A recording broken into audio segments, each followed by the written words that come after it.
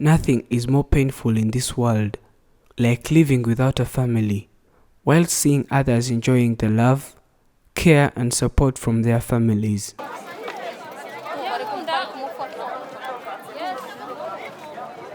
Today, we bring you a story of a man that was cut by a machete by his father, who wanted to kill him and cut off his legs. He is called David. He is a disabled man because he lives without legs. However, he says he wasn't born this way at all, and it's unbelievable that his own father is the one who cut off both his legs with an intention of killing him.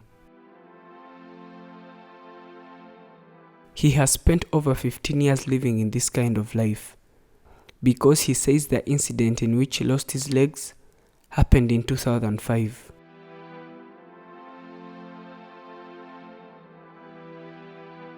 He says it all started back in 1997 when he was a young child who always saw his parents fighting every now and then, since his mother says that his father was not a good person at all because he always used to beat her up badly and all sorts of cruel things.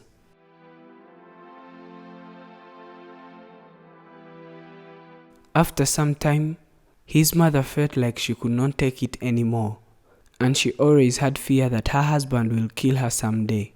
So she decided to divorce and leave this man for good. She always said that it was all that could give her a peace of mind. There were 7 children in the family, and his mother was not able to take all of them, and all the grown children were left to live with their father.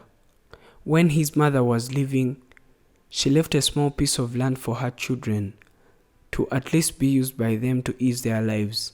Some finances they needed, like school fees, food, clothes, and all things of that sort.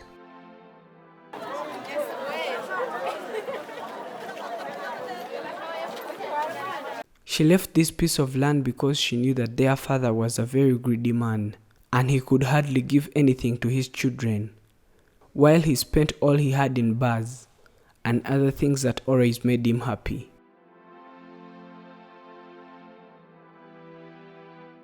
It wasn't so long when his mother left that his father married another woman who started living with them, and that's when they got a stepmother.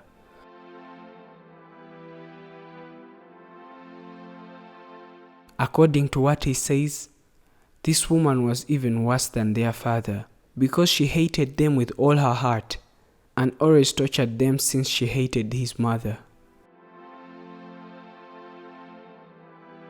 All of his siblings never stayed in this house for a long time because they could not live with this situation of being tortured.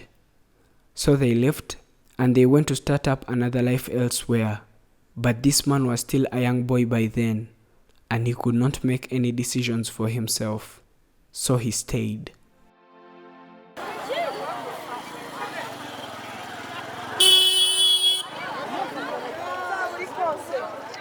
He lived in a very miserable life for quite some time, and when he turned 18 years of age, he started moving around asking for jobs, like digging and other manpower jobs, because at home, he was not allowed to use anything that his stepmother had bought, like soap, cups, plates, and other home materials. They told him that he had to go and look for his own. He started working while other children of his age were in school, but he never got such a chance due to the life he lived in. After saving money for a very long time, he returned home to the piece of land that their mother had left. He constructed a small house that he lived in, and later, he also got married and brought a wife to live with him, since he had intentions of starting up his own family.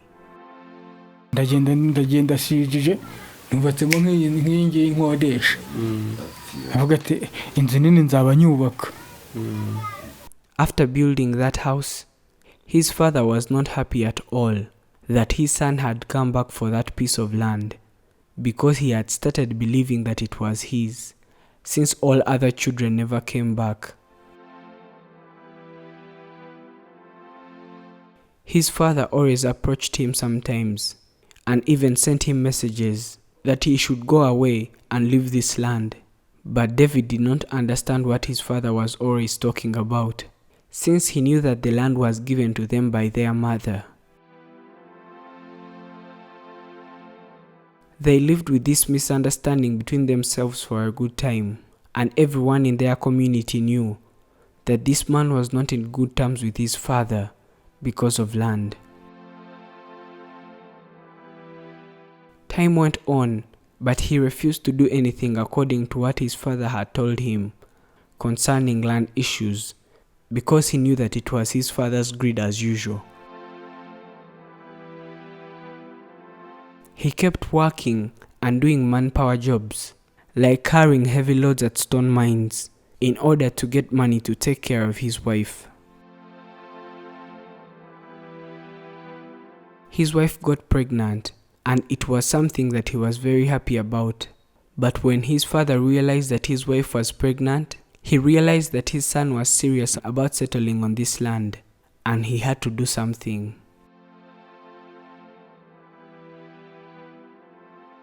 The first thing he did was to pay a group of people to beat up his son, in a very serious and warning way, to inform him to leave this land and find somewhere else to go with his pregnant wife, because this land was not his, like his father said.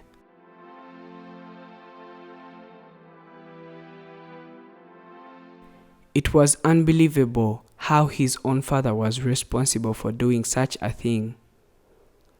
But his wife always told him not to fight back and let his father do whatever he felt like doing, because she believed that it will come to an end someday.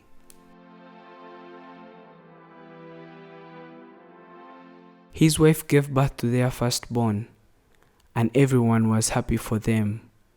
Then David knew that he had to work so hard, because he had become a father now. One day, he had someone cutting down plants right outside his house, and he had to go out and check who was doing such a thing and why he was doing it. Upon getting outside, his father was waiting for him with a very big stone in his hand, and the moment he stepped out, his father hit him on the head with the stone, and then he blacked out. During the blackout, his father caught a machete and cut off both his legs and injured his other body parts like fingers, the chest. But as he aimed at the neck, David's wife ran out of the house to save her life, with the 1-week-old baby in her hands, screaming and calling their neighbors to rescue her.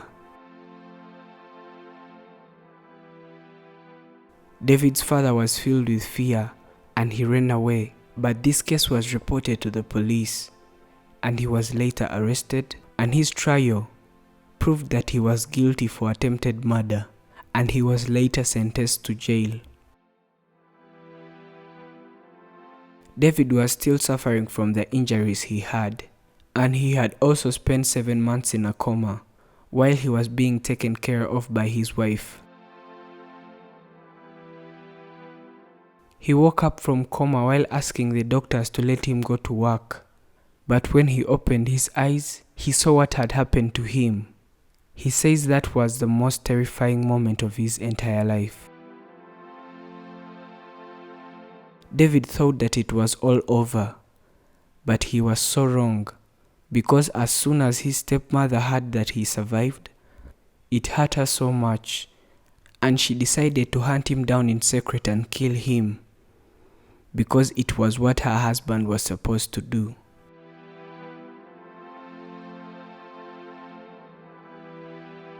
She hired a group of people to kill him, and he was so scared because he couldn't even walk anymore. So he decided to go and live somewhere else, which means he never returned to his home. He now lives miles and miles away from his family, and he does not wish that any of them would know where he lives, because that would put his life and his family in deep trouble. Since he cannot afford artificial legs or even a wheelchair, he came up with his own artificial legs, and he added small wheels to its lower part in order to help him move easily, but they are so heavy to carry and it's not easy at all. He now lost trust for everyone, and all he does is to go on the streets and beg for coins in order to get food for his wife and baby, because that's all he is looking at right now.